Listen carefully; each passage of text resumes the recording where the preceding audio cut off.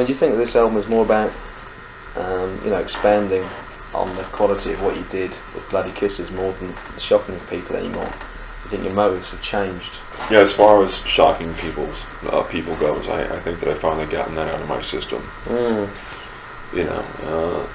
I guess I was having a tantrum, so to speak, like a little kid, screaming for attention more or less, and now that I've got the attention, some of which is unwanted, I can finally be myself, I guess, and write songs that really mean something to me. Yeah. Instead of screaming God is dead for 20 minutes on stage. Right. I mean, does that mean that you now regret, some of the things you did in the early days of Definitely. Psycho? Definitely. I mean, some of the things I felt were a bit immature. Such as? Like the shock value thing. They were. It was sensationalistic. Some of the interviews that I did with Europeans, I believe that I should have been a bit more sensitive, politically speaking. Yeah. World War II was not fought on this continent. World War III maybe, but not World War II. Yeah. Well, I mean, you mentioned screaming like a little kid. I mean, without wanting to get too pseudo-psychological, do you have an earliest memory which is significant to you? The earliest memory that I have is actually being in a baby carriage on my back and having my older sister tuck me in. Right. I must have been, I don't know, 6 months old, a year old, who the hell knows? That's quite an early one. Yeah. Is that, you think that's very significant? Well, I think what is significant is having been surrounded by women.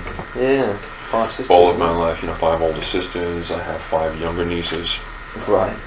So I'm like the man sandwich, I'm just like this piece of meat stuck between all this estrogen,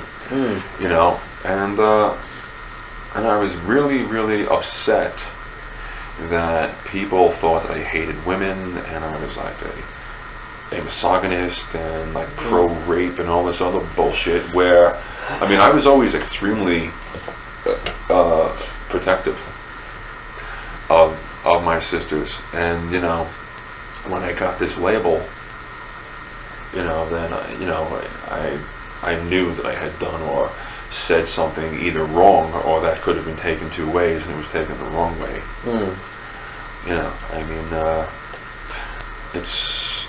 It's fair to say that I am sexist now because I hate men. I don't like competition. Don't trust them. Nope. As far as you can throw them. Any creature born with testicles is basically like a born liar. Right. And I've got 3 testicles, so I don't know what that makes me. Well, I think we can draw our own conclusions. Supreme bullshit on it. Yeah, I mean, do you think that basically it's a case of giving a strong sense of irony backfiring on you a lot? Well, I think what had happened for the press was it actually backfired on them. After like a lot of bad publicity, there were certain people that wanted to know what this band Typo Negative was about, and who's this guy Peter Steele, and like what is he saying? And they would go pick up the magazine, and then they'd go out and buy the CD. So that just taught me that negative press is better than none at all. Yeah. But now, we feel that that's all in the past, and that's something that I'd rather just, I wish that I could wipe it away. But it was a very serious lesson for me. A very important lesson. It must have felt good to be so openly accepted by 100,000 people at Dynamo. It was. I certainly don't deserve the success that has come to me. If there is a God, she is smiling upon me. Either that or someone down there likes me. Either way. But life is just too good. I'm not rich, but I consider myself fortunate that I can walk and see. because there are people and friends that I care about dearly that can't even do those two things. So, you know, when I wake up in the middle of the night and I can find my way to the bathroom and I can piss into the toilet without missing it, that's a wonderful thing. Yes, you know. And I have to get up and pee like 3 or 4 times because of all the salt I eat. Oh, really? Yeah. That's a common problem. I'm like a sodium freak. You told me in the last interview that you used to like to scare, you know, as affectionate as you, much affection as you have for your older sisters, you like to scare the shit out of them. Anything.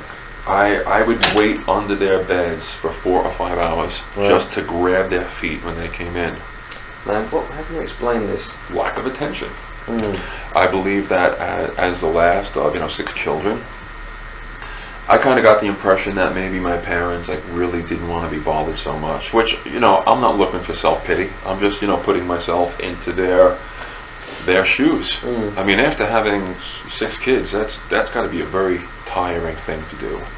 You know, my father, when I was a little kid, you know, he was in his 40s and his 50s, so he was not really too into, you know, going out and like throwing the ball around with me or, you know, taking me, you know, to the zoo or something.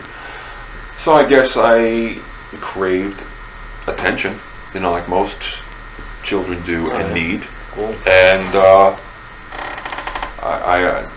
I was the little brother from hell. You know. Well, I would have thought that by the 6th child, after, you know, five young girls, I mean, the parents would have wanted a boy. I think at first they were kind of thrilled, but you know, when it just got to be the same thing, like all their other kids, like having to send me to school and buying me clothes and, you know, taking care of me when I was sick and, you know, falling off the bike and, you know, breaking my teeth, all this other shit. I felt I just became a burden to them. And I, you know, and at one point I never really asked them for anything, because anything that I got from them I felt very guilty about.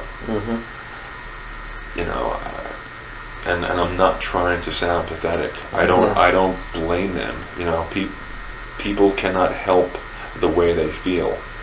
You know, and but you know, life is not fair. No. Life is like a race where everyone starts at different points, and no one really cares at which point you start. All people care about is the first one to cross the finish line. So you could be 2 inches away from the finish line, or you could be 200 miles. No one cares. They don't want to hear your life story. So, unless, of course, they're journalists. Yeah. That's the. You poor thing. Must be sick. But are you interested in monsters, horror, and vampires, and all that kind of stuff spring from? And obviously, it's quite. I suppose it's quite a normal childhood. I believe the fear of them. Probably. Yeah. You know, it's really strange that I lived down the basement of the house that I was raised in. Now, you know, I put sheetrock up on the walls, and, you know, and I put a bathroom in and a kitchen and stuff. But I was horrified to go into this basement as a kid, because I thought that I was going to be attacked by these rock monsters that I kept dreaming about. Right. Like these creatures made of stone that, like, as I was trying to run up the stairs, their arms would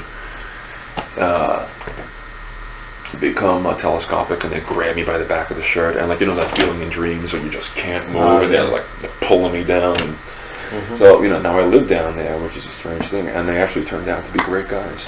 But when you say sheetrock, what do you mean? You mean like wallpaper designed? Plasterboard, some people call it. Yeah, I think I know. Yeah, I just Yeah. renovated the whole place, so it looks very, very nice now. It looks very modern, very sparse, and very clean. Right. Okay. Well, you mean you still live there? Yes, I do. Oh, I see. Right. There was no reason to leave at this point. I mean, I would like to leave it someday, but I have got too many responsibilities here still, you know, to my family and my friends, and if I left, you know, I'd have to find somebody to watch my apartment, you know, while I was gone. It's just not worth the hassle right now. Yeah, that's true. Did you have a good childhood though, despite, you know? I think it was really good, you know. I was a loner, but I found ways to amuse myself. Not masturbatory ways either. Oh, no. I mean, I was into monsters and stuff, and I was always into like fixing my bicycle and like making like adding pieces to it and fixing it myself and stuff. So I was kind of happy being alone, and I've gotten very used to that. Right, so you wouldn't want it the other way. At this point, no. I mean, I certainly want to wind up, with a very special woman. But at this point right now, it's just I don't have time to spend on a relationship. Right. And when did you first discover girls? Early? About, I guess, when I was about 13 or 14. Right. I was not one of these little kids, or like, one of these little boys that actually hated girls. I always actually liked girls. Well, as you said, you were surrounded by them. And, I mean, I did want to touch them, not in a sexual way, but I wanted to examine them, almost from like a cold scientific, point of view. Yeah. But it was also like a very sensual thing to me, like how soft their skin was, and running my fingers, through their hair and stuff. But now I get to do that with older women, so that need has been satiated. Right. I see. So you still examine them in the same way. There's nothing sexual there at all. There is some minor sexual activity involved. Okay. So, if you don't mind me asking, when did your virginity go west? I was actually, I think, pretty old. I was about almost 19 years old. And, but I believe that I've made up for lost time. Absolutely. That's the main thing. Did religion play much of a part in your upbringing? Yes. My father was a Russian Orthodox Catholic. Right. And my mother was a Roman Catholic.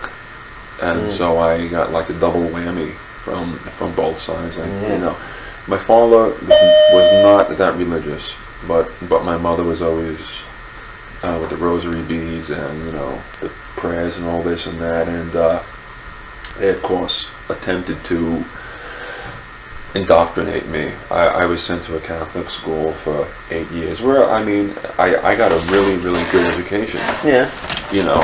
Not because I was taught by Catholics, but because this was how they made their money. And if I was not learning, my parents would take me out of the school and they would lose my tuition.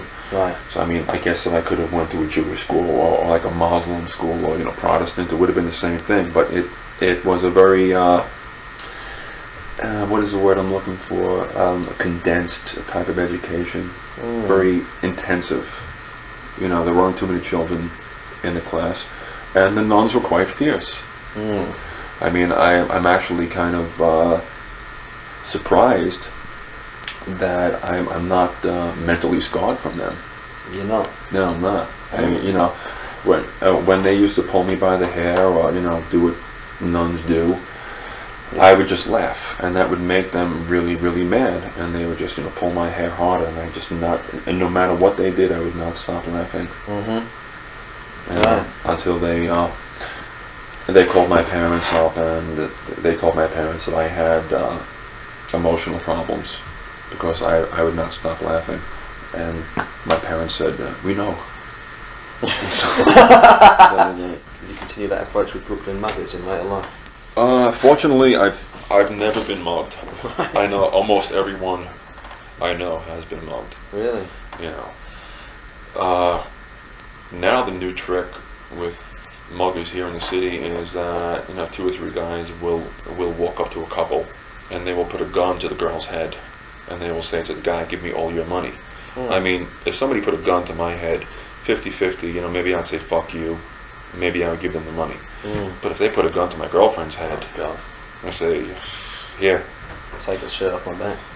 take the wallet, do what you have to do. So it's like That's sickening. it's like terrorism. Oh. You know. Is Brooklyn really, the incredibly hard place that it's portrayed as? I mean, is it all true? I think any concentrated urban area, generally has the same problems. I don't think Brooklyn is special from any other city. I mean, Brooklyn itself has over 2 million people in it. That's more than some countries. Yeah. So, people wonder why, so many bands come out of Brooklyn. Why? Because the law of averages. You have, 2 million people. Yeah. Sure, you're going to get, maybe 5 or 6 bands a year coming out of this little place. Yeah. I suppose it is thought of as a smaller place. But it's like anything else. I mean, if you go looking for trouble, you will find it. If you act tough and cocky and confident, even though you may not be, chances are people will avoid you. Obviously, you're blessed with a certain advantage, aren't you, really? Well, being tall and I guess I might appear to be in shape to these people. Maybe they just don't want to waste their time. They would rather wait outside like an ATM and mug somebody just coming out of the bank. Absolutely. I mean, looking the way you do, it's a scary sense. I mean, do you have a problem with intimidating people without meaning to? Yes, and I feel really bad about that. I mean, there is nothing that I can do about my stature. I mean, I'm 6'6", I weigh 230 pounds. I can't help it, and it's a strange thing that most of the physical problems that I have with people are from really small guys who are out to prove something. Yeah. And when a big guy fights a small guy, it's a no-win situation. Because if I kick the shit out of him, I look like a bully. If God forbid he kicks the shit out of me, well, we think I'd have to do something about raising my testosterone level. Can you handle yourself in a fight? Most of the fights that I've had usually turned into wrestling matches, type of things. Whereas, somebody would hit me, and I would just grab them and I would maul them. My thing is to get people on the ground and bash their head against the pavement. That usually, I see. I mean, I'm not one to have a boxing match in the street with somebody. If I'm gonna fight somebody, I want them dead. Right. And until somebody pulls me off, I will bash their head against the sidewalk until their brains come out of their eye sockets. That is quite severe, isn't it? Yeah, it is. But usually if I get into a situation like that, this person deserves it. Has that happened often? Almost never. So have you seen someone's brains come out of their eye sockets before? Not yet, but there's still time. Oh yeah, there's plenty of time for that. I am definitely capable of it. I mean, I don't think that I would have any problem with actually murdering somebody. If I knew that I could get away with it, I mean, there are people that I would like to kill with my bare hands. Right. I don't want to stab somebody or shoot them. That's too easy. I want these people to actually feel my anger. But the thing is, when I fight somebody, if they get scared or if they stop fighting, I cannot touch them after that because I feel sorry for them. Yeah. I feel like I'm hitting a puppy with a newspaper. This thing is cowering. I can't hurt anybody if they're cowering. It's like somebody stands up to me and they want to do this one-to-one thing. I have no problem with that. I mean, I've won fights, I've lost fights, but I don't run away from them. I would have thought that more often than not you'd be more likely to crush someone with your intellect than your fists. Generally, I don't fight anyone unless they touch me or they touch somebody I'm with. People can say stuff and maybe I'll let it go, because as the law stands, if you have a problem with someone, you cannot have a physical confrontation with them, or else you go to jail. No one's worth going to jail for. No. I've got too many things I have to do. But if someone puts their hands on me, that's it.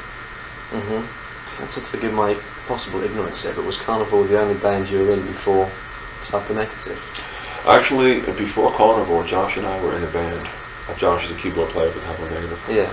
Called Fallout. This is years and years ago, where this band formed when we were like 13 or 14 years old and lasted till we were about 18. Oh, I see. So you know Josh from high school or something?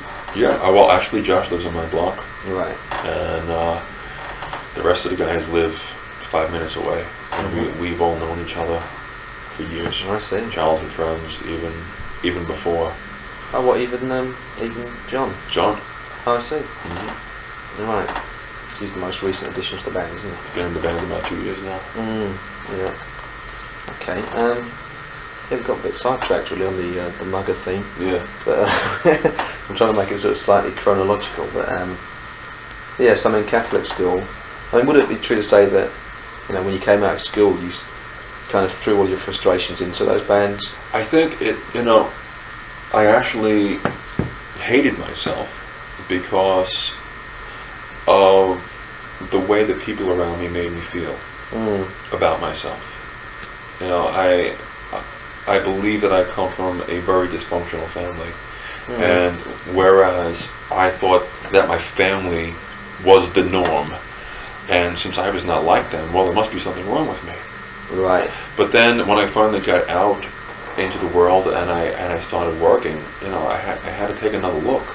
I'm like, there is something wrong here. It's like, I'm not fucked up. Right. They're fucked up. Really? Oh. And I had to re-evaluate every facet of my life. At what age are we talking here?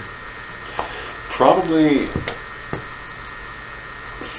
about 10 years ago, I really started to think about things. How old are you now? If you don't mind me asking? 34. Jesus. So you spent, So I was wrapped up in this neurotic doom and gloom. Yeah. For I guess about a third of my life expectancy.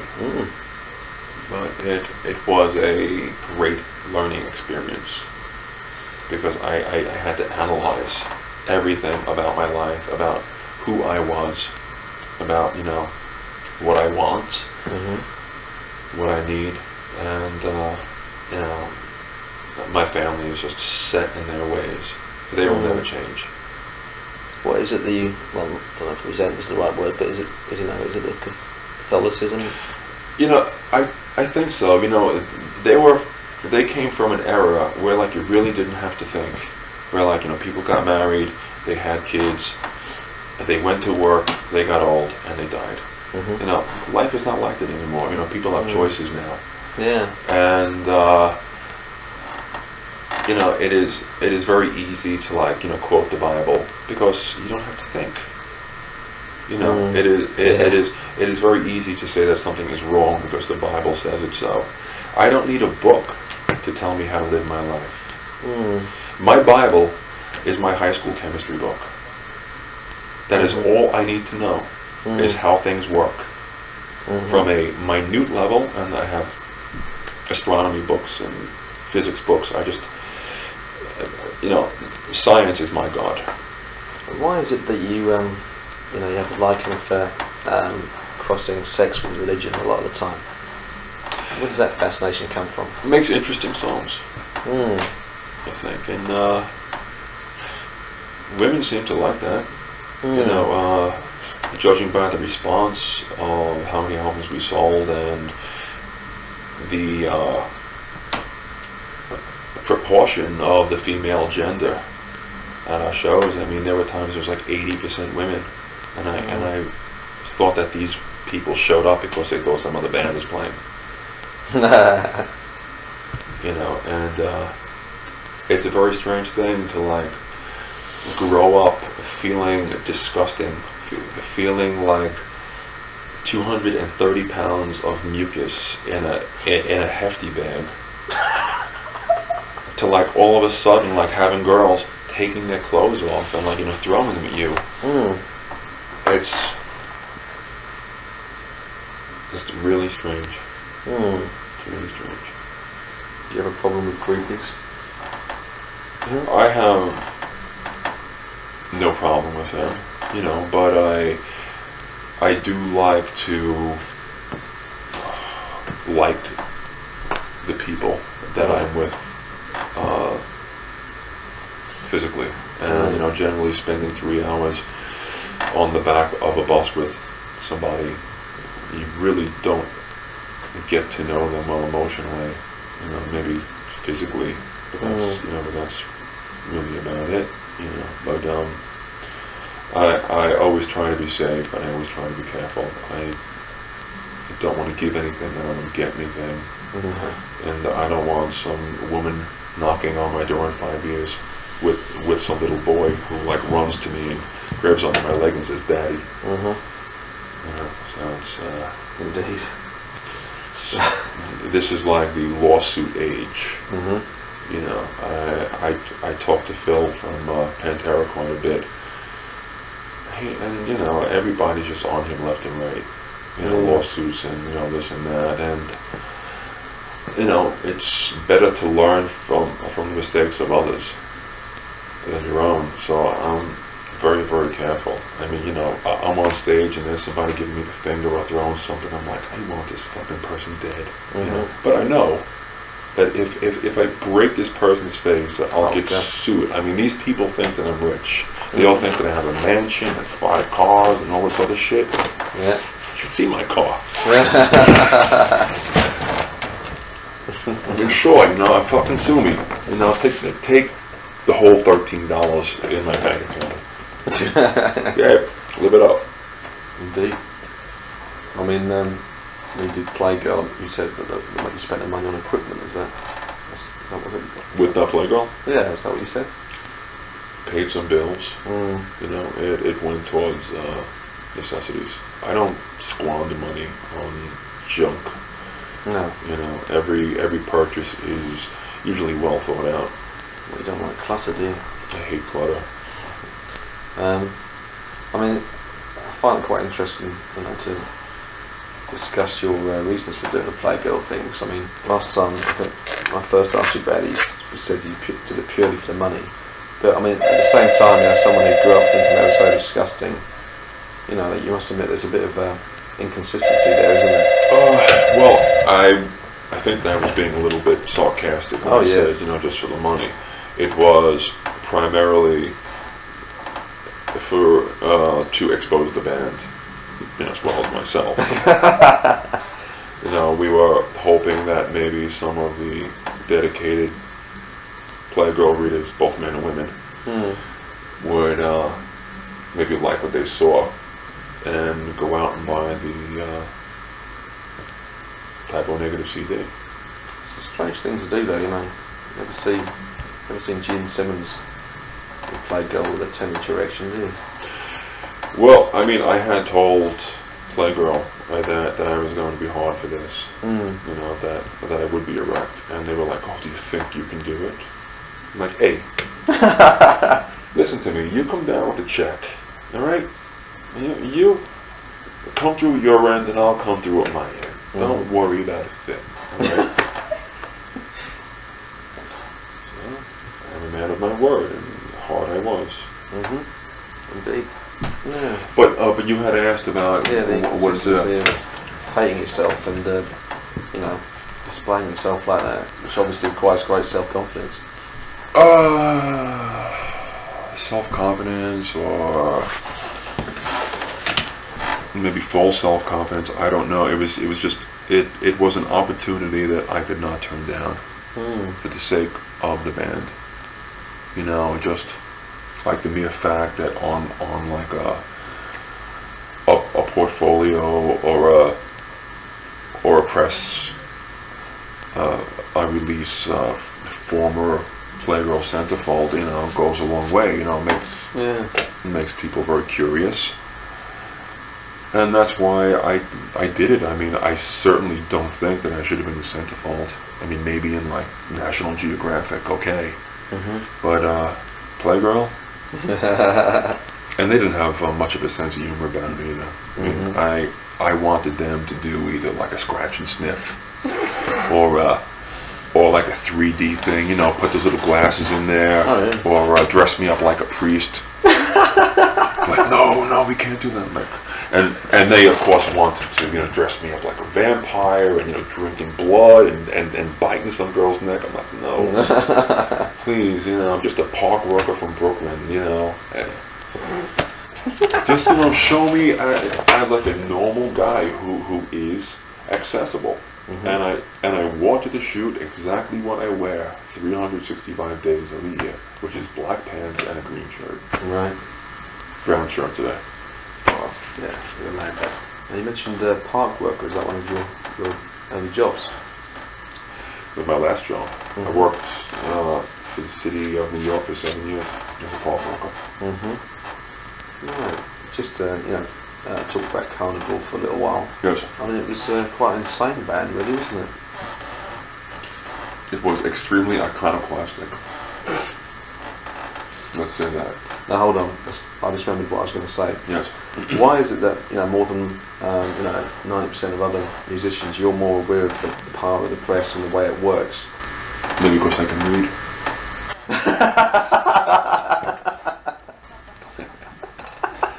Could be. You know, you always you seem more. I graduated kindergarten. You seem more clued into most people. You know, you have that, you know, press manipulation kind of factor that a lot of people miss out on. I think because I'm older. I'm 34. There's like a lot of guys, a lot of bands, 17, 19, 20 years old. I mean, when I was that age, I mean, not that I'm saying that these bands are how I'm about to describe myself, but I was quite ignorant and sheltered and disillusioned. So I'm actually glad that this so-called success has come to me now. You know, because I think that if you know, this had happened when I was in Carnivore or, you know, something like that, I would have gone berserk with it. Yeah. Berserk. I was a totally different person back then. Back then I was very insecure, and I needed to prove to myself and to the world that I was a man and I was a tough guy, and I would have just gotten into a lot of trouble. Did you belong to any, you know, when you were 17 or 18, I mean, what kind of musical tribe did you belong to? The Headbangers. Right. Black Sabbath, Deep Purple, Judas Priest, AC/DC, and right about that time I started to get bored with it, and that's when I ventured into Manhattan, and I was going to CBGBs and some of the hardcore clubs and hanging out with bands like Cro-Mags and Agnostic Front and Murphy's Law, and, you know, meeting skinheads and punk rockers and goth people, and that's when I started to like wake up, you know, to see that you know, people can be different, and it's not a bad thing. You know, because you can learn something from everyone if you have an open mind. Well, exactly. I mean, that whole you know melting pot you just described, I mean, sums up. Yeah. And that explains exactly why you sound like you do now. Yeah, and you know, this was at the time too when like these groups were very cliquey. You know, like these people really didn't hang out with each other. But they were in the same club. But yeah, but they went to the same club, and there were some incidents, you know. But I had friends from Brooklyn that were part of like in various groups. So I was seen, you know, talking to skinheads, and I was seen talking to the punks. So no one really had a problem with me, you know, and I had no problem with anybody else. Which must have made you feel more, you know, acceptable to society. Yeah, it was a really nice feeling that finally I felt that I could look the way that I wanted, and no one really judged me for it, except for the cops. Passing by and eyeing all of us, you know, the shaved heads and the mohawks and the, you know, 3 feet of long black hairs. You're talking about yourself there? Must have been quite a sight, yeah. You look quite even more extreme than you do now in those days, did you? Oh, actually, I had one of those stupid heavy metal haircuts. It was like long on the back and the sides and kind of like short on top and all fluffy. Well, not like not fluffy like hairspray, but my hair just stood up naturally. Right. And I looked quite similar, a little bit more fetal back then. Right. But, of course. The aging process, the oxidation of the workings of the cell. I mean, why do you think it was only, when you formed Typo Negative? I mean, I suppose, more specifically when you recorded Bloody Kisses, that all the sort of stuff that you've been through, like that CBGB's mix and, even, your Catholic upbringing is all splurged into one band. Well, I think after we did Slow, Deep and Hard, and that whole album was really based upon one woman who dumped me and I cut my wrists. Did you? Oh, Jesus. Yeah, and it was just a mess. And I think that I finally I hit rock bottom, and there was no place to go but up at that point.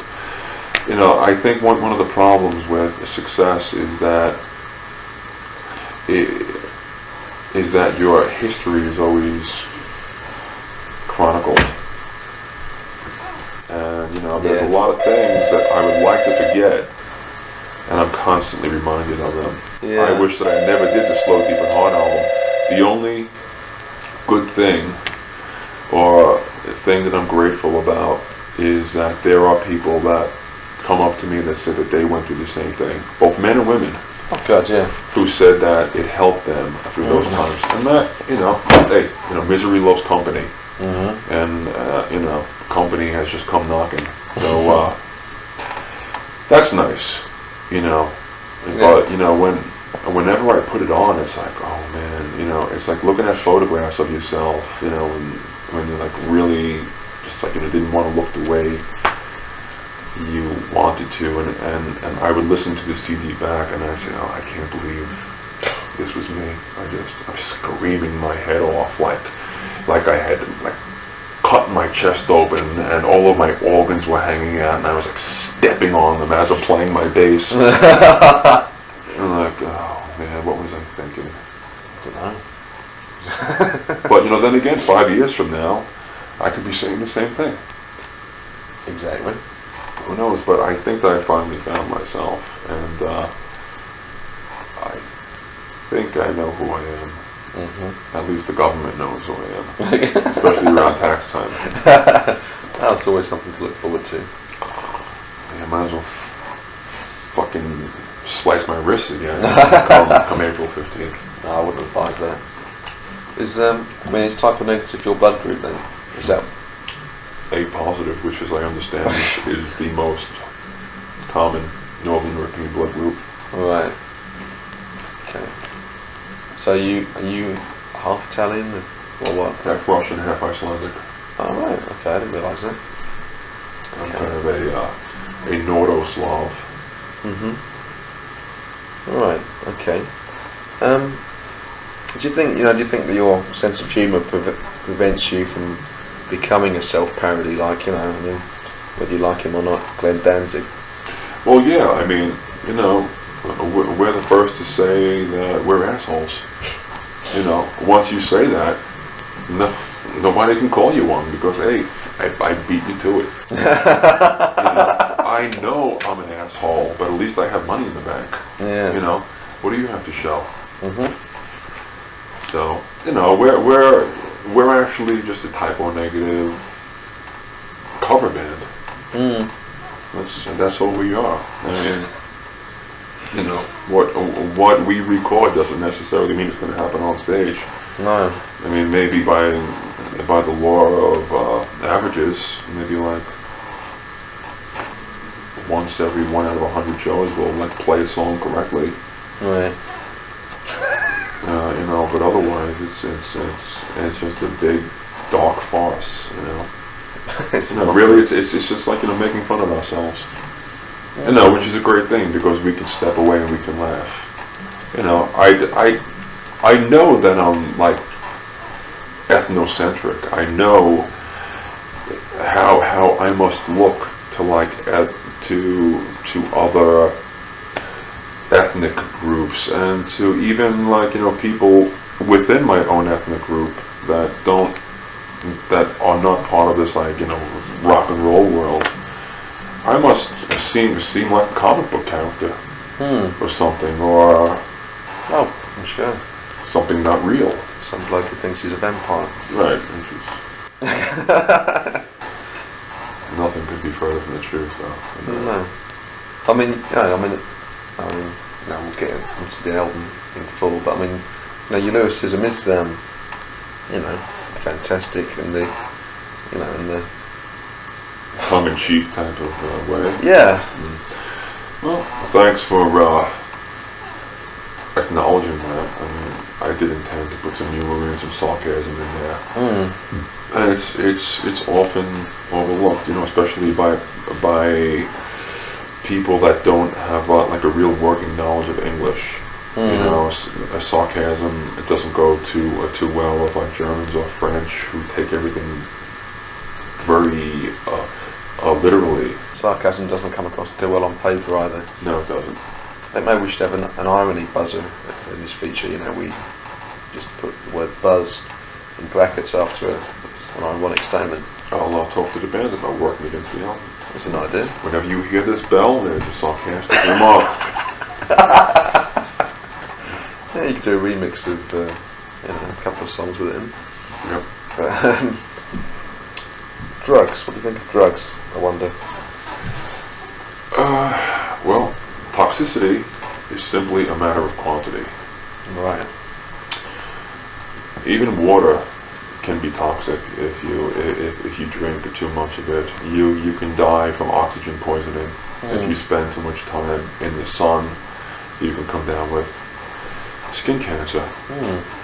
I think that human beings in this, in like any day and age, I would say, actually need drugs because we seem to be the only form of life that realize our mortality, which is why we're the only creature that laughs as well, because we know we're going to die, and so we're trying to forget. That's a good point.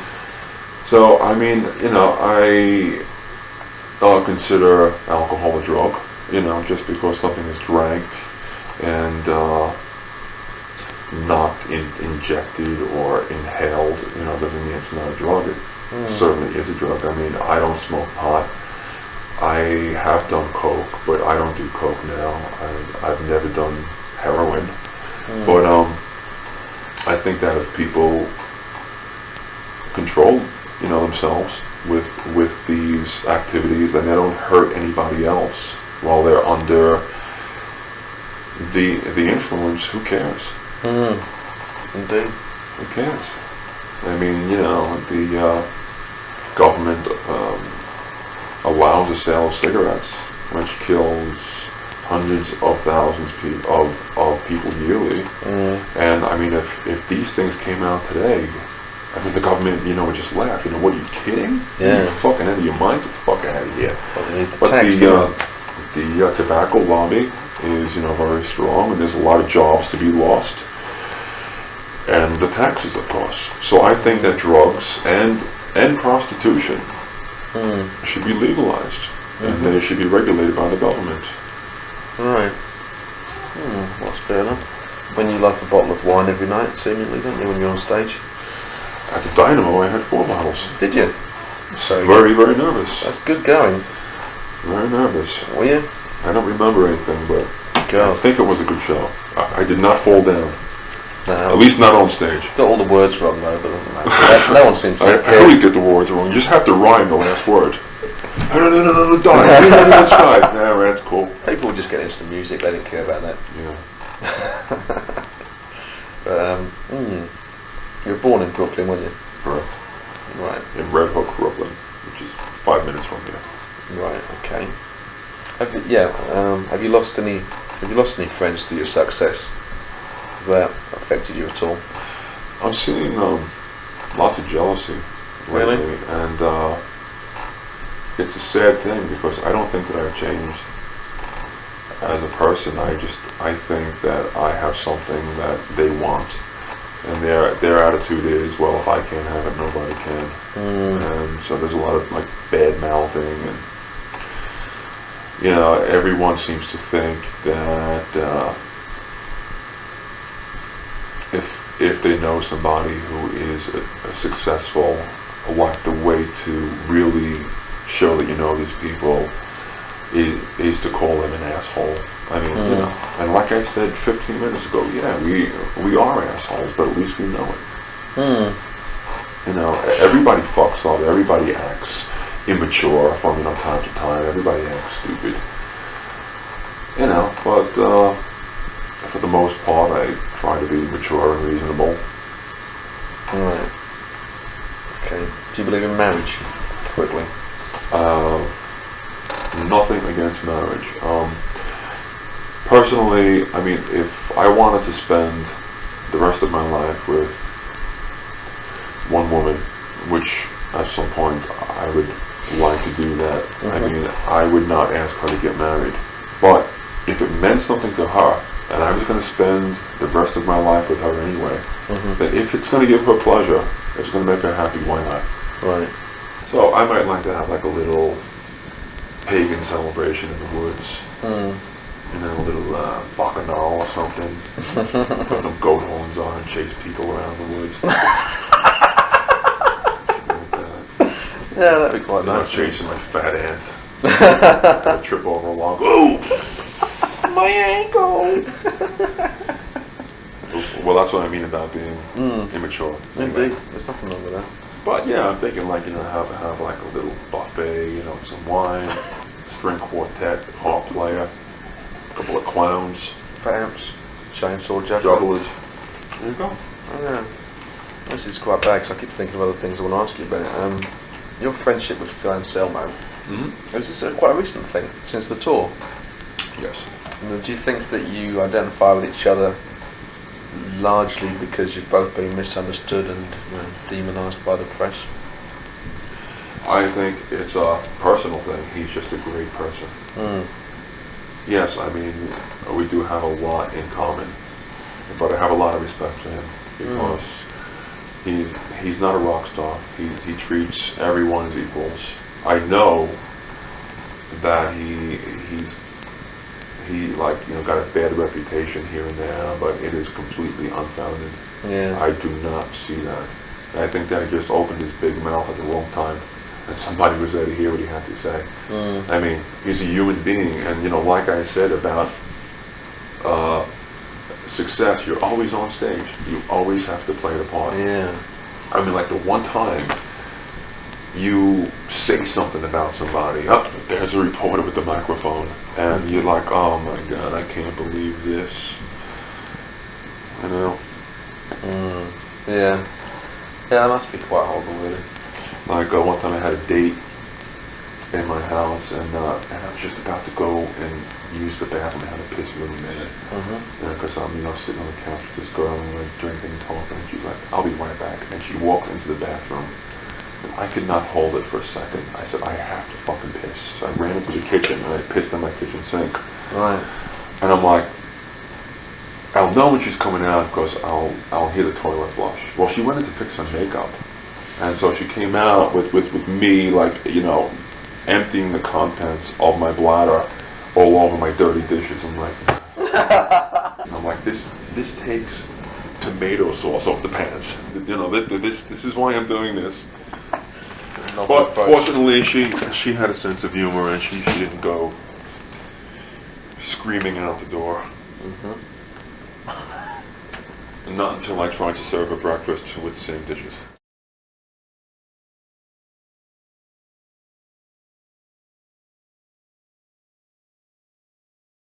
In a moment, I'm going to show you 4 other videos on this channel that you might want to carry on watching. Before then though, let me extend a huge thanks to my patrons at Patreon. These amazing people make a monthly pledge that supports this channel and helps it improve, and also supports me and my family. Thanks so much for watching. Don't forget to like and subscribe, and I'll see you down in comments. And now that most of us are confined to our own homes, it's never been more important to embrace your obsession.